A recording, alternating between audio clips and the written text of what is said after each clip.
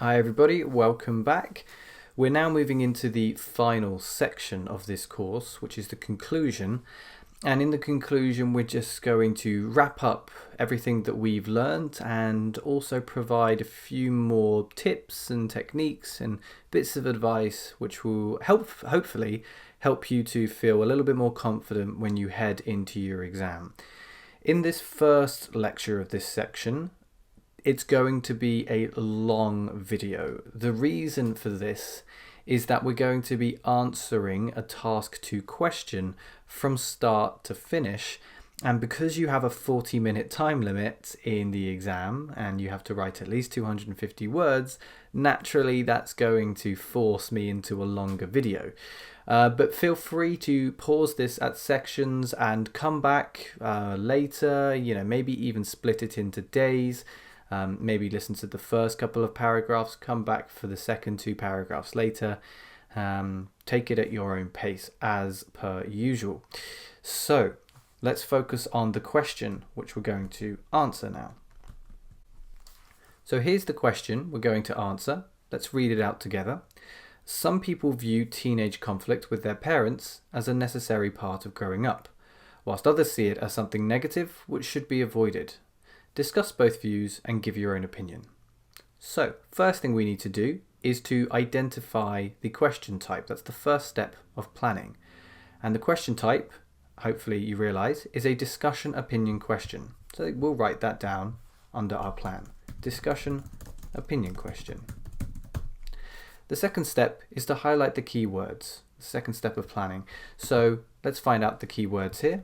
In my opinion, the keywords are teenage conflict, necessary, and negative. So it could be rephrased really easily as, is teenage conflict necessary or negative? You do have secondary keywords as well, and it's important to at least refer to them. Part of growing up should be avoided with parents, of course. But the really keywords are the ones that I've highlighted here. You've got the topic and you've got the 2 opinions in the form of adjectives, necessary and negative. So once we have that, we can think about writing a plan. So the plan is the third and final step of planning. And remember, we don't want to plan the introduction and we don't want to plan the conclusion. We have formulas for those. We can save time by not planning them. We've got to think about the themes of each paragraph though. And in order to know what we're going to talk about in each paragraph, we have to have an opinion. It's a key part of the requirements. So my opinion is that I think it is a necessary part of growing up. Now, if you remember from my lecture on the different question types, I suggest that we put the side that we agree with in the second paragraph. So I'm just going to title this one necessary. And I'm going to title the first body paragraph negative, so we know the theme of each of our paragraphs.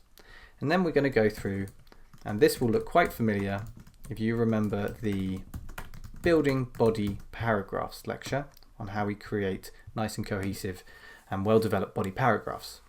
Each of these letters corresponds to a different sentence type. The first one is T, which stands for topic sentence. This should contain the main argument for the opinion presented. The opinion is that teenage conflict is negative. Why is it negative? Well, I would say that it can be harmful to relationships. I don't have to be very specific, it's just a plan. So just a couple of key words here. Try not to overdo the plan. Why is it harmful to relationships? Well, certainly conflict can cause tension in the family. And we can go into a bit more detail when we reach that sentence, but for now, just keeping it quite simple. Now, example of tension and how, example of conflict and how it can cause tension, something that parents and teenagers often disagree on, something like smoking, particularly as it's quite a negative paragraph. We want to look at quite a negative example to support the point. Now, again, just the one word because we'll develop it later. The alternative, if you remember from the conditional sentences lecture, the alternative is where if we want to emphasize how conflict is negative, we can look at how not having conflict is positive. It's that if-then sort of structure. So I'm going to title this No Conflict, and the result is happy families. Nice and simple, nothing dramatic with the language, just coming through the plan nice and quick with some ideas there. We may even join those two sentences together to create the conditional. 4 sentences in a paragraph is absolutely fine, as long as it's all well developed. Let's look at the necessary paragraph then. So, what's my main argument for why it's necessary? Well, I'm going to look at the task language here to help me. I can see they've written part of growing up. Another way of saying this, it's important for development. This is a nice open-ended idea. It almost wants me to develop the idea because it's not clear enough yet. And so I'll do that in my supporting sentence. So, important for development. Why? I think it helps teenagers, I'll just write teens here because it's the plan, to form opinions. And they're kind of forming their sense of self, I would say. For an example, maybe it's different eating habits. So we could look at vegetarians in a family of meat eaters, for example. This could cause conflict, but it's important for that teenager to engage with that conflict so that they can form these opinions. What happens if that teenager does not confront his parents, if they're not willing to engage in conflict? So the alternative is actually the exact same as above. It's no conflict. But the result is opposite. The result is now a negative result. I think it will lead to unassertive, lacking in confidence adults. So I'm just going to write unassertive adults here, and again I'll develop the language later. So there's our plan. Let's leave that on the screen. And as we mentioned, we don't want to plan the introduction or conclusion because we have formulas. Now the formula for the introduction was general statement, paraphrase, and possibly, if you want to, a plan sentence. I'm just going to look at the general statement and paraphrase to save a bit of time. So my general statement, remember the different introductions, nowadays, these days, in recent years. There is no doubt that. It is important to consider. I'm going to choose there is no doubt that because I can easily think of something which both sides would agree with.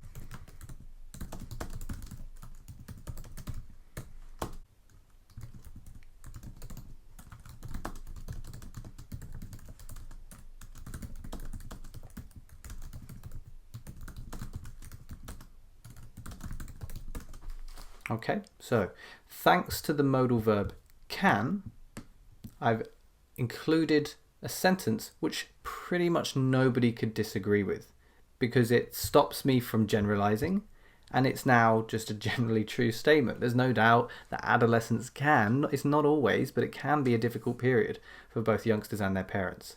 It doesn't say whether it is good or bad, that's for later, but it just introduces the idea and helps us to smooth our way into the opening of the essay.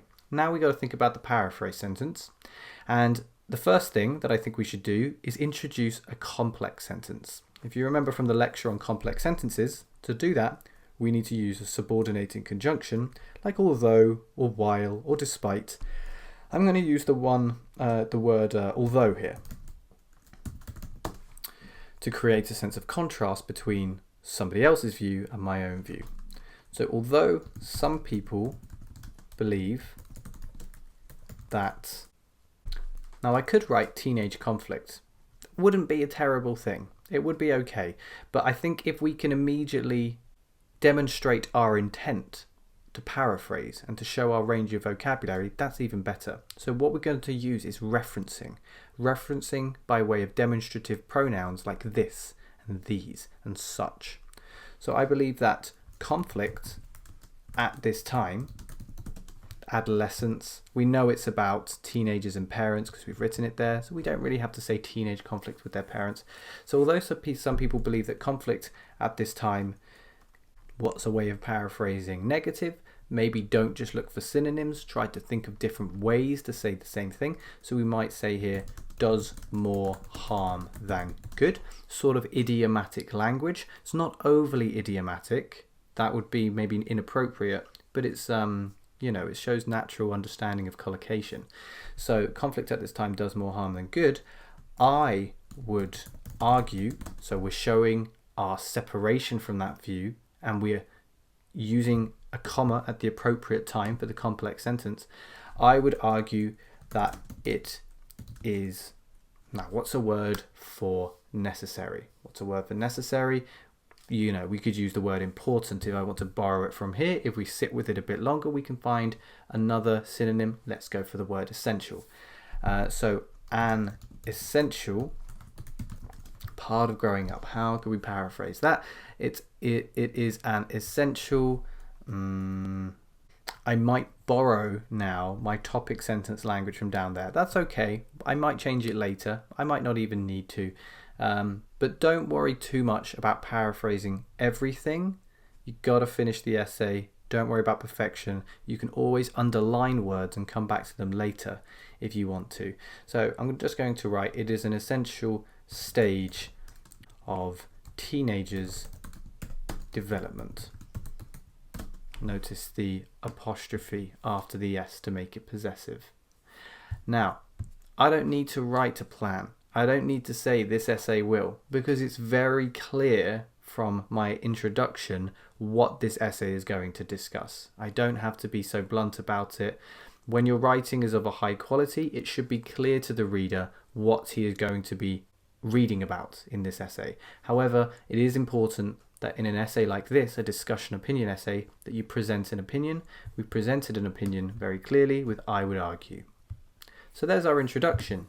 I have a word count of 43 words. It's a nice number. It's not too long, it's not too short. So into the body now, into the body. And because we are looking at a discussion opinion question, it's a discussion. There's an opinion involved, but it's a discussion. And like with any discussion, you're looking at one side, you're looking at another side. So what am I going for here? Maybe you can get it before I finish. On the one hand. And you might be able to guess what I will be introducing my next paragraph with, but we'll come to that later. On the one hand. Okay. Now, a good topic sentence should consist of both the view and the argument. And here I'm going to introduce a nice template that you can use for many different topic sentences. Those who believe argue that. If you want to avoid the generalization, you might add a might argue that. But I'll give you a template here, an example. On the one hand, those who believe education should be free might argue that it leads to a stronger economy.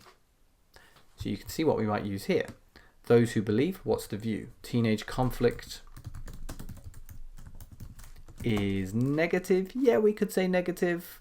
What's the adjective of this word here?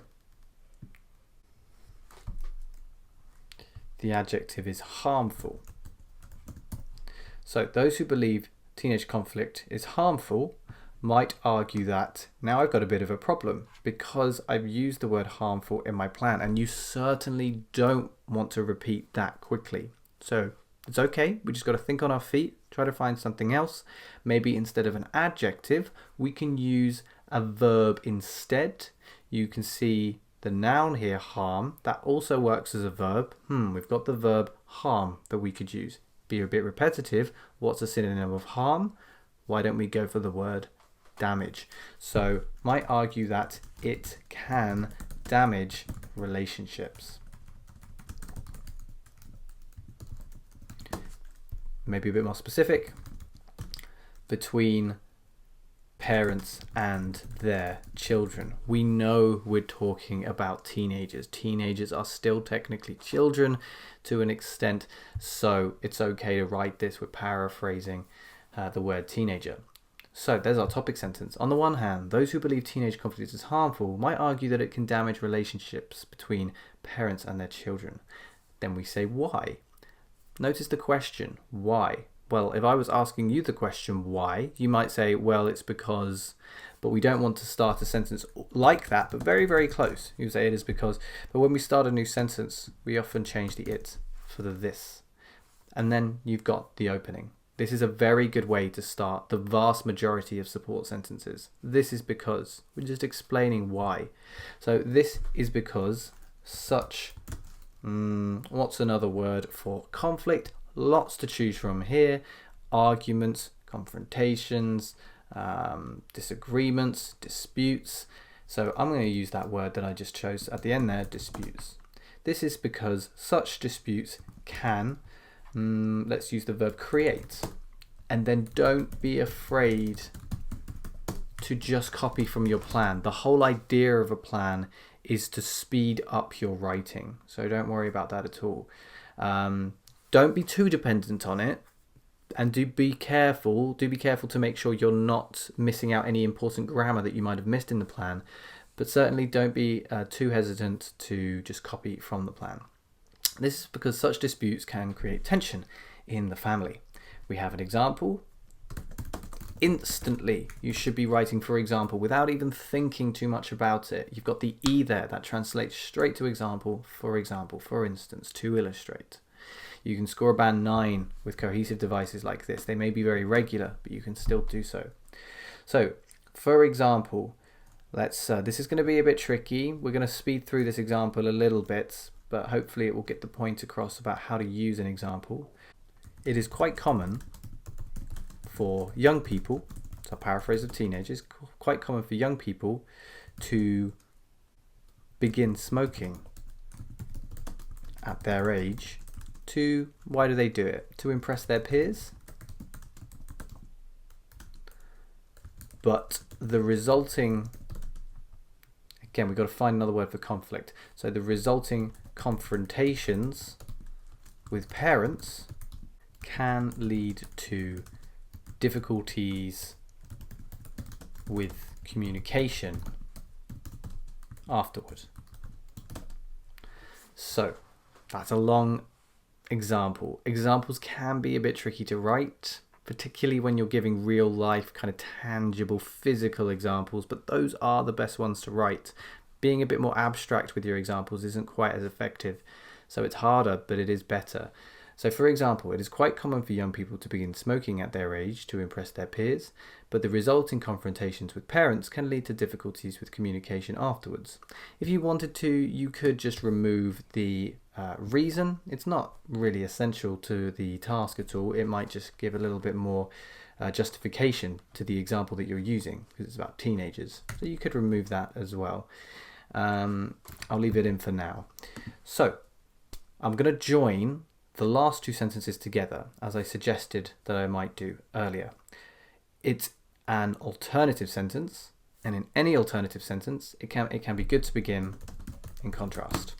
If.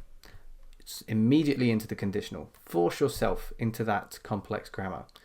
In contrast, if there is no conflict between parents and teenagers, what comes now? Comma. End the clause.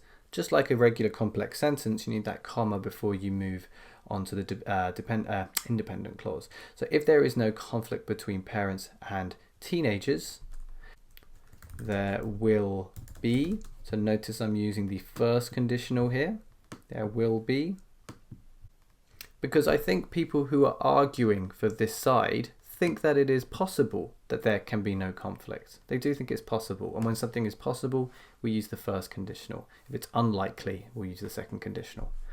So there will be a much greater sense of, now notice that I force myself into using a noun here. What's the noun of happy? Nice and simple, happiness in the family. Done. Okay.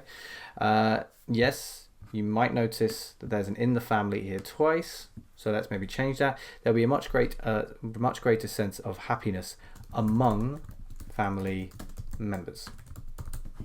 Let's look at the word count. 132.